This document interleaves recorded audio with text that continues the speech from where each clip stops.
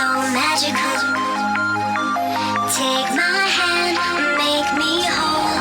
It's so magical. Feel my lungs, feel my soul. Rarely do I find anybody who I just like big, right off the bat. But then when you find them, it's like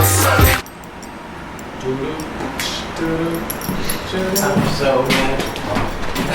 That song was like in my head. Good. That's what we wanted. Oh, yeah? What's going on, people? I am Wesley from A Connection TV, the one and only channel on YouTube where we actually adopt similar connections. And this particular video is going to be about Mr. LASTO over here, aka Last Offense. How you doing, brother? I'm good. How you doing? I'm cool. I appreciate you coming down and doing this interview. For those of you that don't know who this man is, hopefully by the end of the interview you'll have a good idea and you'll want to download his mixtapes and get to know his music and understand him. Okay, where did Last Offense come from as far as that name is concerned? Oh, the name? I was, tossing around a couple possibilities, but I had, decided I wanted to do kind of a play on words, the concept of a first offense versus like last offense, you know what I mean? So the first offense, if that's something that you get like, a light punishment for, then the last offense would be the worst punishment. Interesting. Interesting. Where are you from? St. Louis. St. Louis. Missouri. What brought you to New York? Circumstances. But it ended up being a good move because I feel like musically New York is more conducive. Okay. Now I have a lot of questions for you. I'm gonna look at it. You're good. And my eyes might sneak to your path for whatever. I'm not, What made you get into music? Oh, well, what made you get into, it's just, singing. It's in you. Singing. Okay. So it's in me. Okay. I did work in that for a while. I did pursue that for a while. But I left it because it just wasn't me anymore. Okay. And then music became me. Now, do you rap for the LGBT community, or are you just a member of the LGBT community? Damn, that's a good ass question. Well, I rap for people, you know what I mean? I am a member of the community. I think that the way society looks at us, the LGBT community, whatever, is as separate, other, you know what I mean? So when I do music, the fact that I'm in this separate other box, just by the nature of me being, it's hard for normal, or I guess heterosexual people to connect, because there's that wall there, like, oh, it's gay. Right. It's gay. Right. So they say it's not for me. Right. So, but I think that there's nothing really distinctly different about what I'm saying, except for sometimes you stick a man in there or a woman would be. I mean, Okay, well, music in today's world, I mean, it's the same as it always goes. The 70s, the 80s, the 90s. There's bright spots and there's dull. The Biggie, Jay-Z, right. all that, pop, hip-hop, Nas, all that, you know what I mean? Like, when they were, that's what I would call the golden age. So, but I feel like now you can't even make thought-provoking songs anymore. You know what I mean? Yeah. Like, Are you single? Yeah. Married to God, married to Jesus. Married to God, married to Jesus. That's a nice response. That's a nice yeah, I'm single. What type of guy are you into? One who isn't stupid. No, I'm fucking around with you. I don't know. I don't think about them, or you know what I mean. The type, or anything like that. I don't know. I've run across all kinds of different men. There are a lot. Yeah, no, there are a lot, and each time I deal with a new one, I learn something new that I like, and then I learn, I learn a few things new that I don't like. Okay, there's a theoretical pride where gay people, come out of the woodwork to unite, congregate, and celebrate what makes our community distinct, celebrate our history, celebrate our current, our present, and discuss ways to better the community, maybe alleviate diseases or whatever we need to be concerned about, get our rights. But then there's the actuality of pride, which ends up being sexually charged, sort of fun fest type thing.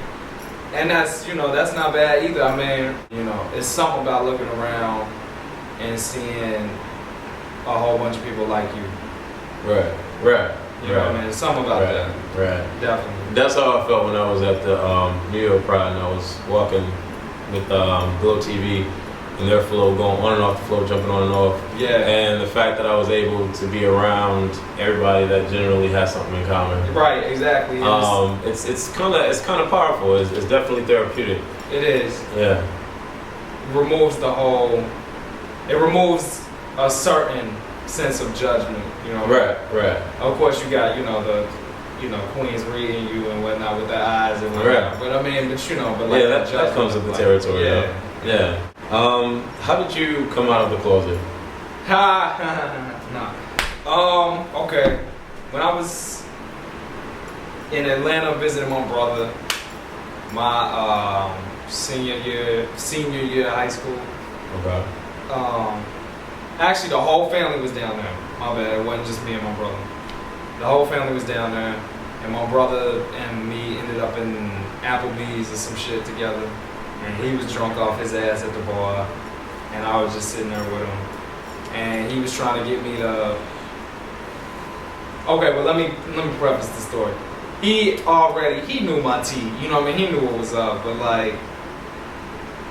He couldn't improve it or whatever, but I guess he got fed up by the time I was a senior in high school, and he was like, holler at her, and holler at her, and holler at her. And I was like, no, I'm good. And he was like, well, do you even like girls? And la-di-da-di-da. And I was just like, I'm good. And he's like, oh, you good, huh? You good. And then he told me basically, like, if I was gay, he wasn't gonna fuck with me no more. Like, he was like, you're my brother and everything, but I can't fuck with shit like that and whatever. And so then I got upset, and I stopped talking to his drunk ass for the rest of the night. And then I got home and I kind of exploded on my mom's or whatever. And I was like, she was probably like, what the fuck is going on? But I was like, I am gay, and like, and my brother, I won't say his name, he said he gonna disown me and all this stuff, and you gonna disown me and la-di-da-di-da, and then she was cool, and then they calmed me down. She was cool about it and everything. So when she was cool, I kind of just like fell back. But I had already said it to her, so it was like, okay, well, she know. Okay, what really bothers, let me give you some insight into me, whatever. What really fucks with me is when people are like, you should be doing this, or why are you doing that? I can't. That's when somebody tells me what I should be doing, or asks me why I'm doing what I'm doing, that really bothers the fuck out of me. I mean, I think that when it comes down to it, like, it's funny to me because, they get real flexible on shit when they need, when they need to. Like, if the shit hits the fan, then they're gonna be like, oh, well, come on.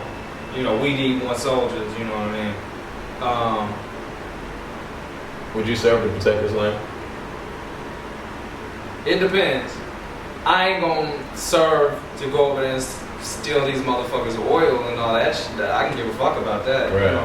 But if it's like, on some invasion type shit. You know, I mean, you never know what these wars are about. These wars are power plays between government officials and old scores that they want to settle, so they're gonna send your ass out here to die for this bullshit. You know what I mean? These wars, they don't even know why we in them. Like the more recent wars, they don't even know why we did them. You know what I mean? Iraq, you know, they can't give you. I would love to see what the history books say about the shit. Right. Because they don't know why. Vietnam, they don't know why. They won't even call it Vietnam a war officially. Not for nonprofit versus run a lap. Which one do you like better? I like profit, not for nonprofit better. For those of you that don't know, those are his I'm sorry. Yeah, those are Run a Lap was an EP that I released. It was the first thing I ever released officially. Like, this is me. This is a project. Go get it. Because I had songs before that, but you can't find them shits now. And then Not for Nonprofit was the follow-up. Came relatively quick, 6 months later. That was your mixtape. I would say that Run a Lap was me trying to find my voice and trying to find my direction. And Not for Nonprofit was a direction that I chose for that time. It was more. You definitely asserted yourself. I asserted myself. There you go. Okay. Cool. They Don't Like Me, So Magical, Who We Are, and State Your Name featuring Brian. Are particular tracks that I was actually listening to earlier today, and I drew a huge connection with So Magical. Y'all gotta listen to this track. Feel my love, feel my soul. It's so magical. Take my hand, make me whole. It's so magical. Feel my love, feel my soul. Rarely do I find anybody that just like dig right off. So magical.